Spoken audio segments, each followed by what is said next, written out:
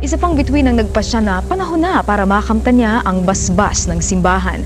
Sa lalong madaling panahon ay gusto nang humarap sa dambana ni Francis Magalona. Kasi nanganak ako September 8. So 8 months yung tiyan ko. Okay kami, ang dami naming plano. Tapos bigla siya nagkasakit and pinakamahirap na part is yung situation ko. Yung hindi ka pwedeng lumabas. Ayoko namang dagdagan pa dahil may sakit na, di ba?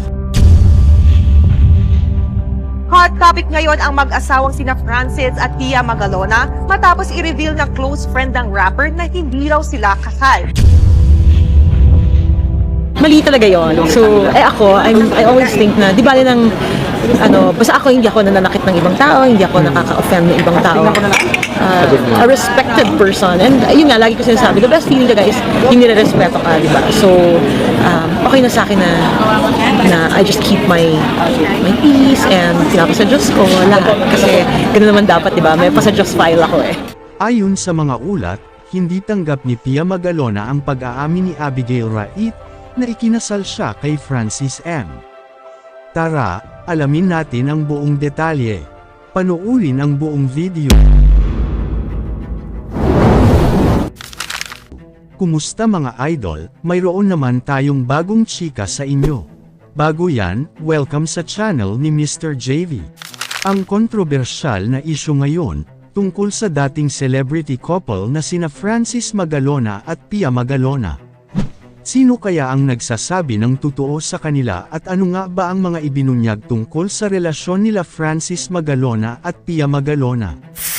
Tuloy-tuloy ang pasabog sa dating relasyon ni Francis Magalona at si Abigail, na nagsasabing nagbunga ang pagmamahalan nila, kung saan sinasabing nagkaroon sila ng isang anak.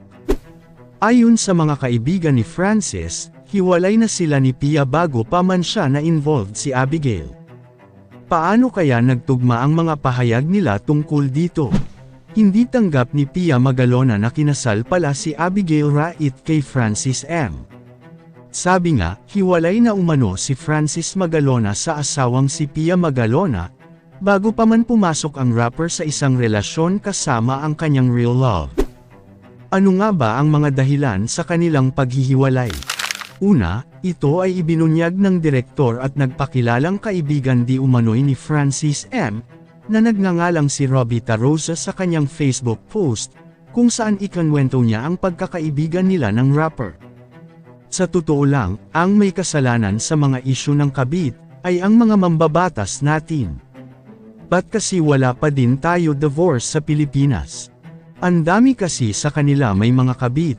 Ang daming batas na dapat amend or magpasa ng bagong batas. Pinag-aawayan nyo kung saan gagastusin mga pera ng bayan, kalokohan po yan. Help the freaking people with taxpayers' money. So many issues directly affecting Filipino people. Just like the issue I have been fighting for, dual citizenship for Filipino-blooded people. I'm already in talks to fix this with Kong Michael L. Romero. Sana this can be fixed. Paano kaya nag-react ang mga tao sa mga pahayag na ito? Iniharap ng mga netizens ang hamon sa self-proclaimed na anak di umano'y ni Francis Magalona na si Gail Francesca, na patunayan na siya ay tunay na anak ng master rapper. Sa ilang mga komento sa Facebook, maraming netizens ang nagtanong kay Abigail Rait, na patunayan ang kanyang mga alegasyon sa pamamagitan ng DNA test, upang makamtan ni Francesca ang nararapat para sa kanyang ama.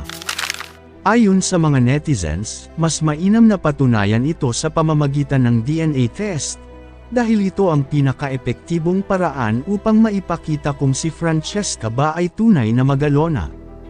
Nakikita kong nagsasabi ng totoo ang babae, ang susunod ay DNA test. Magiging magandang kwento ang pagkondisyon ng anak sa Itbulaga. May talent siya at kaakit-akit tulad ng kanyang ama. Mahal pa rin namin si Francis Magalona.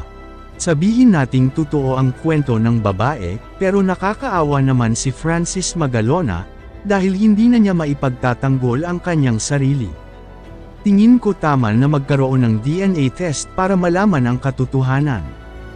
Kasunod ito ng paglantad ng dating karelasyon umano ni Francis M., na si Abigail Rait at kanilang anak na si Gail Francesca sa isang blog. Ano kaya ang mga detalye na inilabas sa blog na ito tungkol sa kanilang pamilya? Ibig sabihin, napatawad mo na ba sa yung kung sino man yung nag-accuse dun sa... I don't look like that na napatawad or something. Basta I'm just really offended, even with the media, na basta nila nilabas na yung mga pangalan ng mga tao na hindi naman pa proven na it's a 21st century, ganyan pa rin yung ano, di ba? So ano naman naramdaman ng bagets na anak mo nung... Hindi siya bagets, he's 24. My Kasi son naman is kasi his natin. own, yeah, but my son is his own person since he was 18. So, anybody who is in their right frame of mind and who knows their rights, syempre, nagagalit, di ba? But of course, I also don't bring them up to be just impulsive and to just react like that. So, I guess I'm proud na very proper naman yung palaki ko sa mga anak ko. So, pareho lang kami na. Nag-apologize na ba yung... I have no idea. I really have no idea, Ray. Yun nga, sabi ko, ang start ko nito, I don't want to talk about it, pero kung ano-ano lang nasabi ko. Pero paulit-ulit lang naman yung sinasabi ko. Anyway, so, I'm just really, I would rather not say anything much. Inulit ko lang lahat ng nasabi ko. Yun. Pero okay na yun sa'yo na ganun lang, na nagsalita ka na parang walang Pinaprovoke ko talaga Hindi ako. na, kasi syempre kilala naman kita. Hindi Yeah, I ba? know. That's why. Yeah, but, talagang mali talaga yon. So, ako, I always think na, di bale ng, basta hindi ako nananakit ng ibang tao, hindi ako nakaka-offend ng ibang tao. I'm fine with that. I'm like that. And I'm proud to be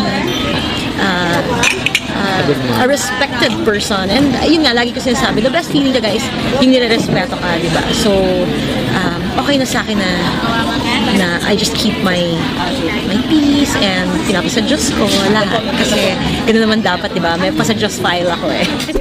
Ayon kay Robbie Tarosa, si Francis mismo ang nagsabi sa kanya na iniwan na niya ang kanyang asawa. Ipinakita ni Francis ang kanyang desisyon na iwanan si Pia.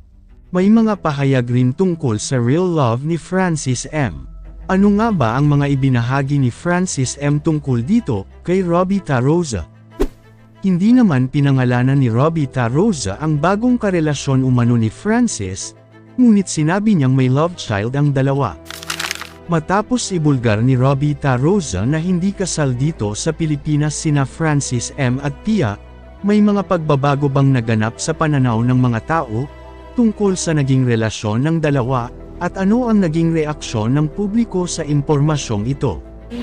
Sa akin kasi, I don't know, it's our culture I guess also, and kailangan palitan din natin yung gano'n natin sa culture natin, di ba? Na basta-basta na lang nakakapagsalita. Oo, at saka yung mga tao dito talagang judge, lahat nagja-judge, di ba? Ako, just look at our history siguro, and yun nga yung sinasabi ko na yung family naman namin, wala naman kami inaagrabyado ng ibang tao, and never naman kami pag-away. Basta kami assertive lang kami. Hindi yun pakikipag-away pag pinapaglaban mo yung karapatan mo, or kasi 'di ba? Syempre, dun ka lang sa tama. So,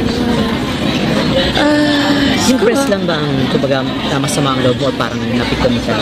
Meron pa bang iba? Kasi di ba yung accusation kasi galing no, naman sa akin kasi, side ng... top talaga is the media, because sila yung may power na ilabas. Kahit nga magkwentuhan tayo buong gabi, kung hindi mo naman ilalabas lahat ng kwento ko sa'yo, walang makakaalam nun, di ba? So, I really have to say na it's the media, kasi nakita ko talaga online kaagad na nandun yung pangalan. And sige pa rin sila, sige lang ng sige. Parang sa akin kasi, have you no pride, yung journalists, so-called journalists, di ba? Kasi akala ko ba alam niyo dapat yung mga rules, di ba? Gayunpaman, may pasabog naman si Abigail tungkol sa kanilang dalawa ni Francis M. Ano nga ba ang mga ibinahagi ni Abigail ukol sa kanilang relasyon at sa kanilang secret marriage? Pinili raw nila na magpa-secret marriage ni Francis M. dahil marami ang magugulat, at tiyak ay maaapektuhan umano ang career ni Francis M. kapag isinapubliko nila ito. Isa lang umano ang ikinasisiguro niya noon, na mahal siya ng kanyang karelasyon, hindi raw siya kabit, kundi may karapatan umano siya sa aktor, ngunit hindi na niya ito ginawa dahil ayaw niya raw ng gulo. Iniisip niya noon ang kalagayan ng kanyang anak na si Francesca, na mas pipiliin niya daw manahimik ng 15 years, at ito na raw ang tamang panahon para malaman ng publiko na siya ang pinili ni Francis M. na pakasalan. Pero, kailangan nating tandaan na wala pang opisyal na pahayag mula sa pamilya ni Pia Magalona hinggil sa kontrobersyang ito. Kaya't mahalagang maging maingat tayo sa pagtanggap ng mga balita na ito. Sa kabila ng mga alegasyon at pahayag, patuloy pa rin ito pinag-uusapan sa social media. Kayo mga idol, ano ang masasabi nyo sa chika topic natin ngayon? At syempre bago tayo magtapos sa ating video, ay inaanyayahan ko kayo na mag-like sa ating Facebook at mag-subscribe na rin sa YouTube, dahil malaking tulong na ito sa pag-grow ng aking channel, upang mas lalo pa ako na magsipag sa pag-upload ng mga videos na kagaya nito. Hindi naman ako nagmamakaawa sa inyo mga idol, pero sana maawa na kayo.